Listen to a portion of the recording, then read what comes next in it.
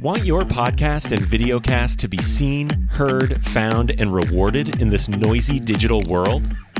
Then join podcast industry experts Tom Hazard and Tracy Hazard as they debunk all that outdated and bad advice you've been getting from the podcasting gurus and share what actually works today, bringing you those smart cut tactics proven to feed thousands of brands, blogs, videos, podcasts, and social channels with bingeable original voices like yours. Get ready to feed your brand. Hey everyone, welcome to Feed Your Brand. I'm Tom Hazard along with my co-host Tracy, and today we have a very special guest, and I know it's a little unusual on Feed Your Brand. We don't always have a guest, but we have Angie, Lile with us today, and today we're going to talk about the best practices every podcaster should add to their social media strategy, and we have Angie here who is such an expert to help us understand that. Well, let me do an official introduction of Angie so that you have a sense of why I think she's such a powerhouse in social media. So she began consulting and managing social media sites starting in 2005 with MySpace. So she's been doing this quite some time and she's seen it shift and shift and shift. And she quickly expanded to Facebook pages and saw how online content and brands build relationships with their audiences. This is what we all need to do as podcasters. That's why I brought it on. But additionally, she has a video production background and she created innovative, story-driven content for her clients and expanded into the platforms with the video model as well, including Instagram, TikTok, YouTube, LinkedIn, Pinterest, Snapchat. And over the years, she's developed her own strategies and expands her knowledge all the time. She's always testing something new. And she works with all kinds of wonderful people. But one of the things she also does, and I'm going to tell you about those people in a minute, but she has direct communication with Meta. And she's looking and exploring the expansion into the metaverse. So she's up on what's going on over there as well. But she collaborates with other media designers and social media influencers and shares her knowledge with her ever-growing client list. And she now works with notables such as Deepak Chopra, Ileana Van Zant, Neil Donald Walsh, Ariel Ford, and she's worked with so many experts and authors over the years to provide strategy and training.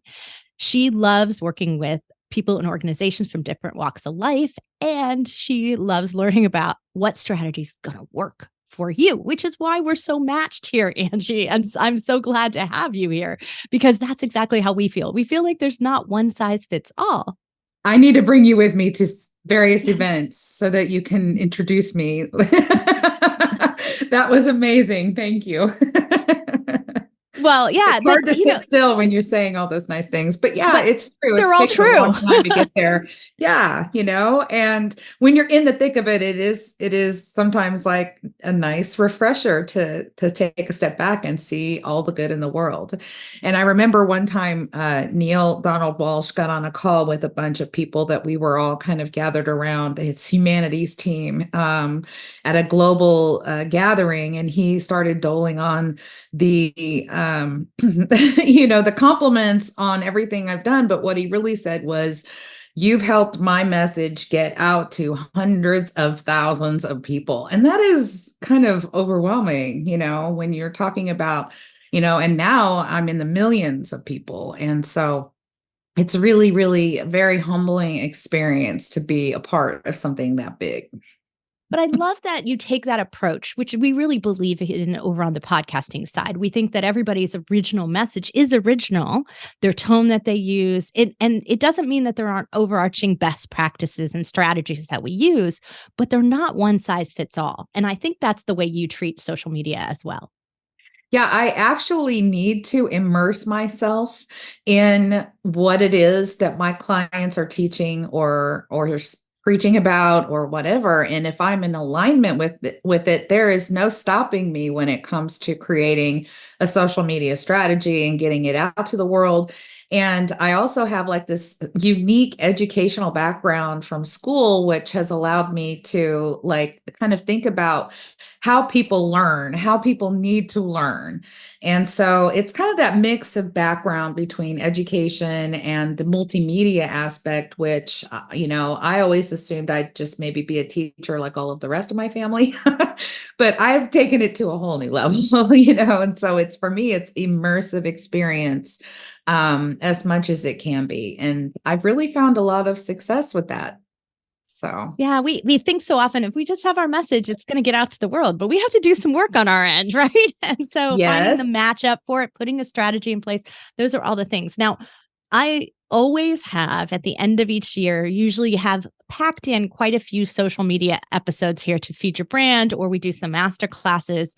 We are a little heavier on social media at the end and the beginning of each year. And the reason for that is because I think it's a good time to reflect on what was working, what's not working, what do you want to keep doing, what should you stop doing? Like, and so these are some of the things. Do you do that? How often do you do that? Do you plan with your clients? Do you take a look back and see what's happening and then sort of re-strategize for the future?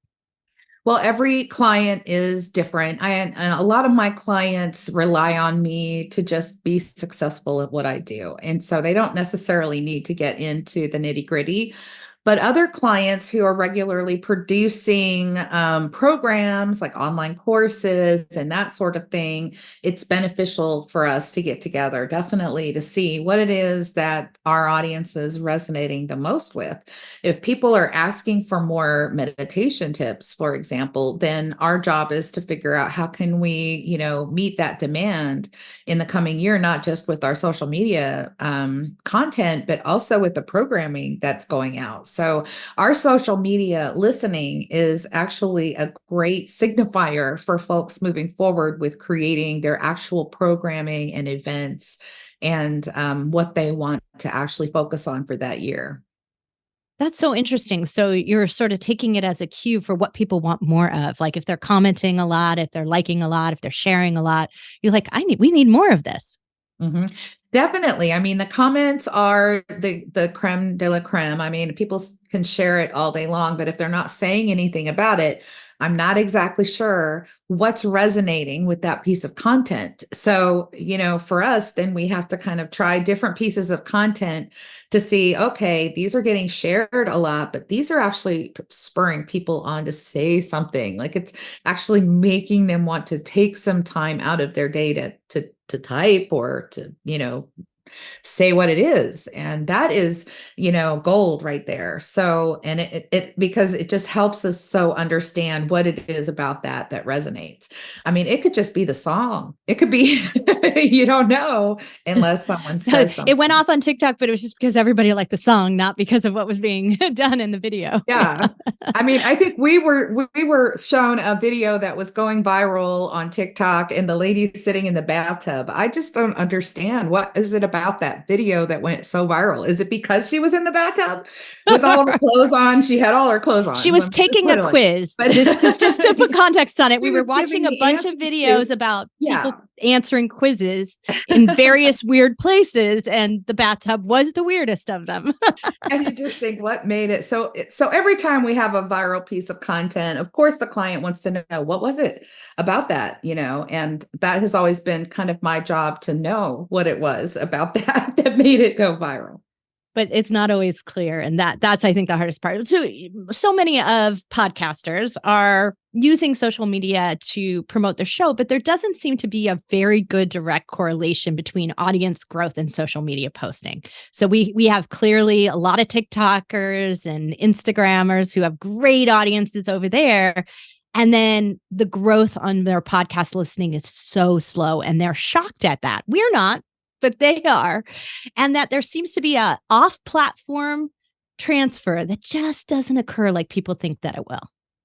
It's not a direct straight line. I mean, people are very covetous with where they follow people or listen or consume their data, right? They're not going to just go around and subscribe to everybody's networks all at once because they liked you that much. Sometimes they do, but it's not a usual thing. You very rarely will get someone who's going to go out and like, I'm going to specifically look for this person on all the platforms and follow them and grow that list. So I like to just say, that's why we put our content on all the platforms, because people might be really into your message on TikTok, but they don't listen to podcasts at all. Do you really want to lose that audience because you haven't put it on TikTok, even though they're not helping your podcast grow? You're still doing all the things. I mean, if you're doing it right, you're only doing it one time. You're putting it out on podcast and it goes over onto TikTok. It's not like an extra thing to do necessarily. So, I mean, that's kind of how I look at it. It's really its own audience, especially TikTok, because they're very young. So they're not necessarily listening to, and if they're doing Spotify, it's a playlist that they've curated and shared with their friends. And, so they use those platforms differently. It's a really interesting point you just made, that you can use the podcast content to feed the social media machine, to feed your, I guess it is your social feed, isn't it? To feed your feed instead of feed your brand here. Well, feed your channel. And I think that's a great way to look at it. I mean, that's what we do say about podcasting. You're going to record your message to the world, and then we're going to multicast it and share it everywhere possible. And it's a great way to do one thing and get a lot of mileage out of it. But I do think a lot of times podcasters, especially ones that already have a large social media following on a certain platform, have this expectation, oh, I'm going to kill it as a podcast. I've got all these people following me on Instagram. They're all going to come listen to me as a podcast. And it just doesn't happen. And it's not that there's anything wrong with the podcast, and it's not that the podcast isn't providing value. It's just that people are on Instagram or TikTok or whatever your social platform that you spend most time on. They're not there to listen to a podcast. They're there for a different experience. And so I think it helps for people to really understand that going in. Otherwise, they're going to be really unhappy. Yeah, definitely. And, I actually, whenever I think of podcasts, I think of it as another social media platform. Honestly, it's, to me, the same thing. You're lifting your brand, you're lifting your message, you're lifting the thing that it is that you are passionate about. And so social media is kind of on the same level to my experience. There is some crossover. You will get some people who come from one platform over to the other platform, but they're on this platform for a reason. And so, you can feed little bits of your podcast out to your social media audience and still reach the overarching goals. So it's really being clear in your vision of what it is the goal. And the goal when you started your podcast, or whenever you started your social media, those two are going to be equal in my mind.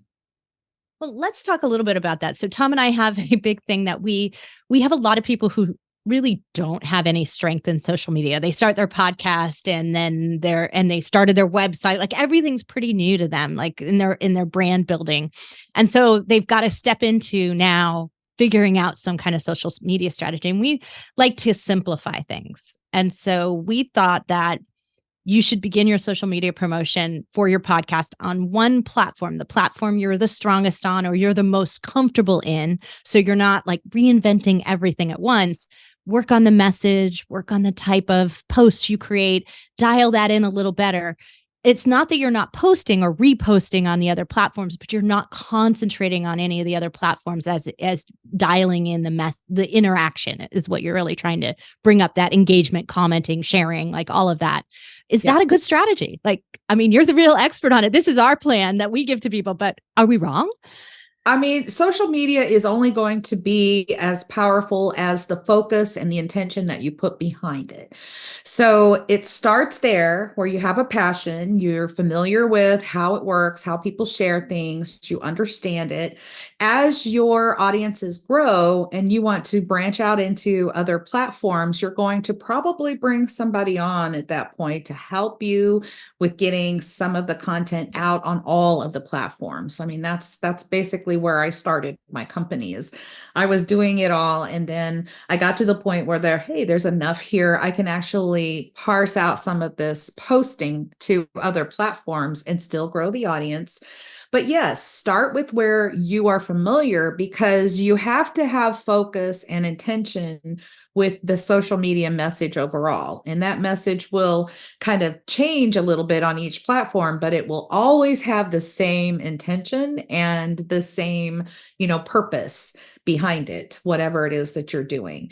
And I always suggest, Meta, it's kind of a monster. If you just go in there thinking, I'm going to start a Facebook page, it's not that simple anymore. Now you really have to have a Meta Business Suite set up. Then you connect your page to the Meta Business Suite. And for a lot of people, that's really all you need to do. That'll work. You can also connect your Instagram account to it, but your Instagram account has to be switched to a business Instagram account before you can connect it to the Meta Business Suite. But the advantage there is you can do both, managing the Facebook page and the Instagram account from one place. And that builds your audience over time. Should you ever want to advertise or do a boosted post or something, you've already got this audience who's engaging with content on those platforms. So I always suggest Meta first. That's a great way to look at it. So if you really don't have a strength anywhere, or you do have a little bit in Instagram or Facebook, let's build it together by putting it into Meta and doing both at once. I think that's a great plan. Angie, I want to talk a little bit about this, because this is something that we've sat back and reflected on. And so like I said before, we start out and recommend that they go into the one platform they're very comfortable in themselves, because it's just a little easier for them to work on the messaging, because they already have people who probably engage with them, or they wouldn't be in there already. So now we can test our message, make sure our intention is coming through, make sure the types of posts we're creating, so get that dialed in a little bit, do that at the beginning. Then as you start expanding, you start thinking about strategically where you want to go. But there's another basic decision that we make early on, which I think has really shifted over time. So we don't recommend people go too heavy, because of the way podcast media is consumed, into being self-promoting and self-branded. It's different than social. So in other words, you don't go in and you put the Angie show, the Tracy show. It's not going to do as well in podcasts, because podcast is a much more passive consumption. They choose you, and they're not choosing you for you, unless you're famous and they really want you, right? But your average person isn't, right? Right. But I think that's a little bit different when we go into social media. And so the decision is, do I have a business page? Do I have a podcast page or a group? Or do I do this from my personal profile? And I think there's different choices that I would make today in social, and I'm hoping you agree with that, than I might have made 3 years ago. Yeah, I mean, nobody really knew when Facebook started, because Facebook started as a college app. It was a way for college kids to hook up with each other. And it wasn't, you had to actually prove you were a student to even have an account there. Nobody knew or even fathomed that Facebook would eventually, create pages for businesses and all these different tools and start selling ads and, the whole 9 yards. I mean, it went cuckoo crazy, right? From that perspective. And so I think that a lot of people started using their personal account to put their business on it, and they started putting it out there like that. And then eventually it was like, okay, I hit the 5,000 friend mark, and now I don't know what I'm going to do, because I maxed out more people, and that was when they finally decided to start a Facebook page. So they could have started a page back when they were created, but they kept their personal going because that's what worked for them. And then they hit a wall. And I think I have a chart somewhere that kind of shows all the different limitations of those platforms, so that you can kind of get an idea before you launch on which platform it is. And we would love that, Angie, if you would mind sharing that with the group. Dig it up. We'll include it in the blog post for this episode for those of you who are looking for that. Yeah, I'll dig it up, because there's like some screenshots that I have where it's like, okay, you need this to unlock this. And I mean, it is really kind of like a tricky puzzle, especially when it comes to Meta. But the other thing that you really have to know in advance of deciding all of these social media things is, what's your handle going to be? And can you pick one that will be the same one on all the platforms? Even if you're not going to use TikTok right out the gate, you might want to go ahead and get a TikTok account, so you have the handle, so it's all the same. And that's that part of the URL that everybody, you could just hand that one thing out to people and they can find you on any platform with that handle. And it's the latter part of the, like, facebook.com/ that's your handle, whatever's after that slash. So that's like a whole nother kind of beast right there, because you could go on to 3 platforms and yay, I got my handle, and then one I didn't. Which When did I didn't. That's right. Holistic media agency, I was able to get holistic media on most of the networks, but not on Facebook page. So, and I was okay with that. So that's it right. is what Yeah. it So, is. but I think there's like a part where it starts to get really complex. And even when when I'm trying to work with my team to post and to do things, it's like, well, we have 5 pages. Which page is this getting posted on it? And we have a podcast page and we have a business page. And which one do we Yeah. do it on? And do we do it on both? And then it looks too repetitive. So like there's a lot of decisions. And I think for me, and let's talk a little bit about the social media trends and the things that are coming through. But I think there's a trend towards simplification. And that's what I'm Definitely. starting to see, this sort of scale back of pages and groups and less of them being utilized. And when you want to hand it off, I mean, let's face it, you're not going to want to manage this mess forever. You want to be able to have a nice little package you can hand off to somebody to take care of for you. And that's exactly what I like to do when I'm building up social media accounts for my clients, is to make it exactly like just as the little package. And if you want somebody to manage it, all you have to do is add them to this little package here, and they're good. They got all everything. Angie's the queen of Notion, by the way. Like, I don't know anyone who knows how to like make that all work in all the most beautiful ways ever, but she does. So yeah, I do think there's that. But I also think there's a time and place for customization. And I think that there's a big trend towards move away from what we kind of call it omni-channel in the retail market, right? And so this idea that the post that I make on TikTok is exactly the same as the post that I make on LinkedIn, is exactly the same as the one on X, is like that doesn't work. No. And, you can do some crossover work, like the video file itself, can pretty much be the same. It's how you post it. It's really the hashtags you use. And there's another cheat sheet that I'm working on, I'm almost done with, that actually has on all the platforms how many hashtags and when should you post. And so I'm really looking forward to when I finish that. But as you know, I have been so slammed with stuff. So I put we would be happy to help at you. the bottom sometimes. Because we have our size guide and we have our posting guide. Maybe we can help you by adding it to our guide, and then we do them together. Let's do that, Angie. There we go. We'll partner up and we'll have posting times, for each platform, and they do overlap a lot. So I don't think you have to, like, it's not backbreaking work. But let's talk about that whole thing with the podcast page versus a business page, because they are different on Facebook. They're different. And the type of page that you create does matter. So if you are trying to build your podcast and that's all you're trying to build, then I would go with the podcast page, because it's going to help you get discovered by whoever's already on Meta looking for a podcast to listen to, especially in your genre. And there's ways to fine tune your page to specifically say what your genre is, especially if it's a very unique thing that you're doing. You would have some success doing that.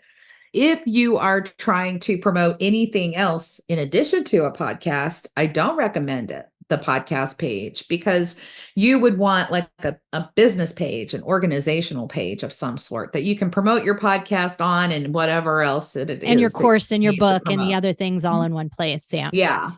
Yeah. Yeah, because it is much more of a media registration now. I don't know if this is still the case, but when I built the Binge Factors page, and it was right when they introduced the podcast page model, I had to register as media. Like, I had to go put the publication standards on my website. I had to go through all the verification processes to let them do it. But now my page does really well compared to our business page, because I registered it that way. Yes. And if you can go into your page, your Facebook page settings, and you can find tags to add to it. And that is like the modern day SEO right there. You're adding those tags to the page. That helps it get discovered. Anytime you're putting the content out there, it's already attached to that page, which has those tags. So it's just a no-brainer to really, go through all of the page settings and make sure that all of the information is filled out, just like you would for your website. So I think that there's a really big similarity here, Angie. And this is before we get into, I want to talk about like metaverse and AI and a couple of things, because I know it's your favorite subject. So we're going to get to that right next. But the last question before that is really just sort of thinking about this idea of best practices that go into all of these social media channels. It is such a technical game. And that's very similar to what we find on podcasts. Podcasters, there's some out there who all they care about is the radio model, the broadcast model, what they're saying, the structure of the show. And they don't think carefully about how they title their episodes, how they filled out their descriptions, the calls to action they create there. They're not thinking about those technical things. And I think that's a social media issue too, that you have to do both, unfortunately. Yes. And thankfully, we have all these new AI tools, which we'll segment into that can help you really fine tune what the best title would be. I mean, you can take your transcript from your podcast and feed it into any number now of things. I use Bard or copy.ai, and you can just paste the transcript in there and it will help you come up with a video description, a title, hashtags, which are just like keywords, and to really help you fine tune that for each episode. And I think you should try it because it might not be what you wanted to call it, but there is a way that the computer reads things that we don't think necessarily is the same as the way our brain works. And this is so true, right? It doesn't do it, So well, and it's the same thing though. This is the thing. I think you and I say this to our clients, probably number one thing. The bots respond to consistency and quantity more than anything else. Consistency, definitely. And not only that, but ever since facial recognition came out on Facebook, when they said, oh, here's your friend, would you like to tag your friend in this picture? And everybody's like, holy crap, it knew that was my friend. What world am I living on? I mean, remember when that happened? It wasn't that long ago. And everybody was freaking out. And I knew then that it was going to use that to categorize what people like. So for example, and I've used this many times, if a client is in a spiritual genre and they post a picture of purple butterflies out on their Facebook page, well, Facebook knows how many people in the world are totally into spirituality and have liked purple butterfly pictures over the entire course of their usage of Facebook. I mean, it will never forget what you've done. And it will use all of that information to say, I think they're going to like this post and push it out to those people. And so it recognizes that it's a purple butterfly and that it will send it, to those folks that like those kinds of images. So that's why I always say, well, so be careful what you wish for on your end, and don't let your kids play with your post, or you'll end up with a ton of unicorns. You're going to get some stuff on your feed. That's for sure. Yeah, I had two pictures post back to back about albino animals. Okay. One person was posting about an albino squirrel and somebody else was posting about an albino deer. They don't know each other. They're completely different, but they're in my friend feed and they showed up back to back. They were posted on different days, but the algorithm just tossed it all in there because I guess somewhere along the line, I liked something that was albino. I don't know. Craziness. Well, let's talk a little bit. AI's gone a little wild. So I just actually used the AI profile creator in LinkedIn.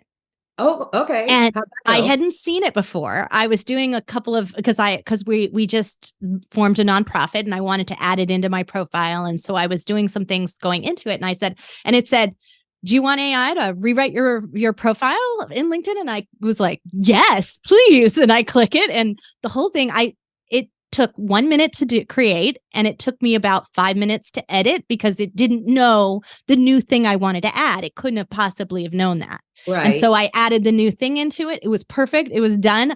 I was done with my profile fixed in 7 minutes. Does it show that your profile was fixed with AI? Is there any kind of disclaimer on because I've read that it doesn't seem to be. Do that. I don't see it there, but who knows? But I did go in and edit it myself. So there was, human intervention afterwards, but I did do that. And it also recommended a new title or your new I guess it's usually your official title, but usually people use phrases or whatever. And it recommended what I should put. Now I didn't want what they had because mine was purposeful and intentional the way that it is. Yes. But but that was Sometimes a it's choice good to see what is it going to do? What is it going to come up with? And there's always ways to fit that into the description or other parts of the text as well. So, and I use that a lot for clients who send me videos, and the title is okay, but it's not going to say at all what that video is about. It's like his, conceived notion of the concept of what he wants, so I'll take the script again and I'll say, what are some good, title options? And then, I'll kind of work those in and integrate them. So, and thing is, I could come up with that on my own, but the time that it takes me to really conceptualize every video, everything that I'm doing, I can just do so much more this way. So it's kind of the sacrifice I'm willing to make. And if I agree with it, I'm okay with it. Well, let's talk metaverse, because in addition to the AI, you've been playing around in the metaverse, 360 video. Like, talk about some of the things that you're seeing going on, and maybe give us a little hint about what you're seeing between X and Threads, and politics aside, but right, definitely. Well, they're two totally different things. So metaverse is kind of like, I always like to think of it like a Windows OS or a Windows system. It's going to have all these different games, or a PlayStation or whatever. It's all these games can be loaded on it. And that's how it kind of got its start, is all these people are playing games. Now there are ways for you to have the goggles on and see the room around you. So it's like a partial immersion. And that allows you to do more things like move around the room, exercise, for example. So now they're coming out with games that you can play with your friends in the room that are exercise games, which I've tried them, but my dogs think I'm crazy. And so they start barking like crazy and I have to put them away. But then there are some places that you can go that are tied specifically to your Meta account. And one of those is called Horizon Worlds. And Horizon Worlds is a whole platform that once you go into, you can go into any world that's ever been created, and you yourself can create a world. And so a world is just like a Facebook page. So I've seen retailers create worlds that kind of mimic their store, when it has little shoes in them, a shoe shop or whatever, beauty supply. And these are real stores. They represent real people, and they're kind of cool to go check out. And then I've also seen worlds that were, brand based, like Oreoverse created a world, and you could go through these different levels of the game and then unlock codes to buy products, so big brands are starting to use it because it caters to kids, right? Gets them to play the games and everything. But then there's meditation immersion rooms, which I'm more interested in because I like to see that for my clients. Most of my clients are in this spiritual realm. And then also because of the work we're doing, with the most important conversation folks, they're wanting to create really interactive environments to start having really important conversations about how do we fix various things in the world. So I feel like there's like this expansion that's going to happen, but there's two levels of using it. There's all the kids playing it for the games, and then there's people who are actually in here trying to build something really cool and interactive for their particular business or brand. So I've seen bookstores in New York have a metaverse Horizon World where you can go in and do book readings with the authors. So it's I cool. think those experience ideas are really going to help us understand and change that. And I think there's an opportunity for podcasters, videocasters who are good at that experience level that they're creating and the interaction with audiences. There's a place in the metaverse for them. Yes. And it's fun. You can have it be games. You can have it just be like a room that you sit in and talk to people. I mean, the amount of people that you can have in the space really is limited if you have a lot of games going on. So right now they're still fighting with how do we make everything fit in a tiny little space of data? And so, it's a lot more data than even streaming a video, these rooms. So as soon as they find that whole quantum computing thing is going to happen, and that's going to change everything about how many people can actually fit into a space like that. Wow, that is a bit mind-blowing, and I'm afraid is going to scare off an awful lot of podcasters, honestly, about, wait a second, I just want to know how to spread my message about my podcast. I mean, I just certainly, want to use this Sure. mic thing. I don't want to do anything else. yeah. Some And of the people that are just getting started with social media are not going to want to talk about the immersion thing, but that's the next But level. it's out there. sure, no, and it's coming. Yeah. It's good to know it's coming. But Yeah. and I think that I think it's important for podcasters to understand, hey, figure out where you're really going to engage on social media. Is there one platform in particular, or are there two, or what are they? And dive into them. But I'm pleased that you thought and stated earlier that your podcast is a departure point of content creation, and then you can amplify your message through social. Would you have a recommendation?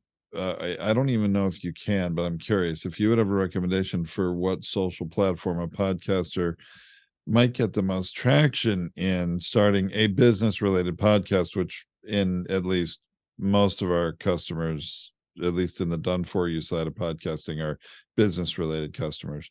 Is there a platform you would recommend if they are not really big in social media? I mean, if it's B2B we're talking about, then it's going to be LinkedIn, because that's where the professionals hang out and they don't have to deal with the craziness, the shenanigans that go on with the other platforms. I would call it the most mature platform. And then from there, it's really audience based. Facebook would be next, Instagram would be after that. Then the younger generations are all hanging out on Snapchat and Pinterest is still a thing if you have products. That's one of the most highly discoverable platforms for the younger generation to find products. So, it's really dependent upon the age bracket, I think, of the audiences that you're going for. Well, we've actually That's found that Pinterest does really well with podcasts. I have actually really robust Pinterest over there because it's so visual, because you can do the video clips. You can still do audiograms if you don't do video clips, and they do play over there. And then you have your cover art, right? And we do episode art. So there's one for each episode. And so it's very image driven, and that it works well over there. That's great. Yeah. Yeah, I didn't know it was that skewing for younger sure. though. Well, that's how all of my kids are 18 and they've been using Pinterest since they were about 16, I think, at least, a couple years at least. But they started out just with their own stuff, but then they could share their boards with their friends, and and then I was doing more research about like products. I had a client who had products, and that's another thing with like AR. If you have products, it allows you to put the product in a virtual space where people can actually see it. If you're building it that way, that's a whole nother level. So, I mean, everybody's strategy is going to be different. Well, we got to Sure. get to some questions over on our regular side of our coaching call here, Tom. And I could just talk to Angie forever. Now you know why we drag out our phone calls and we're just like, oh, we got to go. Perfect. Well, Angie, we so appreciate you being here. Like the knowledge that you have is so amazing. We're going to touch base regularly. And I really do think you and we need to team up and so that we don't double do the work here between our two companies. And let's put some of our social media guides and let's co-brand them and get them out to everybody together. I think that would be really valuable. So stay tuned for those. If you're listening to this podcast, everything is always posted in the blog post for the episode. But when we bring that out, we will also do a new episode on it just for you. For sure. Well, thanks so much, Angie, for spending some time with us today and sharing your insights. And boy, I'll tell you, if I'm any one of you podcasters out there listening to this, I would be running to the blog post for this episode to go get those guides, because that is going to be a great resource. Awesome. Definitely. I offered a free 30-minute consultation too. I know that link is in there too. So don't be afraid to hit me up if you don't be Yep. shy. That's the great part about Angie. And let me tell you, like I've seen her review some people like they're like, oh, I have this Facebook page. She's like, you have 100 pages and groups. Like, do you have any idea how many things you don't have control over? She does a really thorough review. So We'll find Awesome. it Well, for sure. Well, yep. Listeners, remember you find all the links to everything connecting with Angie and all those resources on the blog post for this episode. Thanks so much for listening, everybody. We'll be back next time with another great episode. This has been Tom and Tracy Hazard on And Feed Your Angie Band. Lile. If you were So a wait, podcast customer, live you stream, can join just us. want to Yeah. make a quick announcement to the live stream audience. The blog posts for these episodes will now be at podcastersunited.org. So that is our new nonprofit organization, Podcasters United. The blog posts are live right now, although this one obviously hasn't been published yet. It'll be published in a couple of weeks and you'll get this one. So when you're looking for the guides, you're looking for the episodes, all of the posts are there. If you had some past episodes that they were unpoditized, they're forwarding over. You'll still be able to find them from all the social links. Don't worry about that. But from this point forward, Tom and I have donated the Binge Factor and Feed Your Brand as content to Podcasters United in service of all everyone there. And that means that starting in 2024, all of the live streams will actually occur in Podcasters United as well. So you're not going to have to go anywhere because, you know, if you were following us on LinkedIn, you're still getting it through one of our profiles because we're the ones going live. If you're following it on YouTube, it will the page that we're currently in that we're live streaming from will be converted to Podcasters United because we just gave them the whole channel. It was faster and easier than like moving it because it already exists there with all the live streams. So we just converted it. And so the conversion will happen actually Friday. So in 2 days, you'll see the conversion happen visually. And so we try to make this really easy to you. So podcastersunited.org. And then we'll have a brand new podcast coming out in that, in addition to Feed Your Brand and the Binge Factor as our gifts to the podcasting community to make sure that more and more people get to see it and hear it. That's awesome. All right. Okay, Let's glad you end the mentioned live that, stream. Tracy. Thanks I you all. wasn't And sure for those about of you the, on Zooms, stick with us. Thanks, Tracy. I wasn't sure about throwing to the new site yet or not. No, so it's ready. Okay. Heard something useful today but didn't have a chance to write it down? No worries. Tom and Tracy have you covered. Head to poditize.com where you can get free tips, resources, advanced masterclasses, and launch boot camps. While you're there, book a free audit to find out how your podcast scores against the competitors and what you can do about it. Last thing, don't forget to follow Poditize, Tracy Hazard, and Tom Hazard on social so you can ask questions during their next live stream. Until next time, keep podcasting.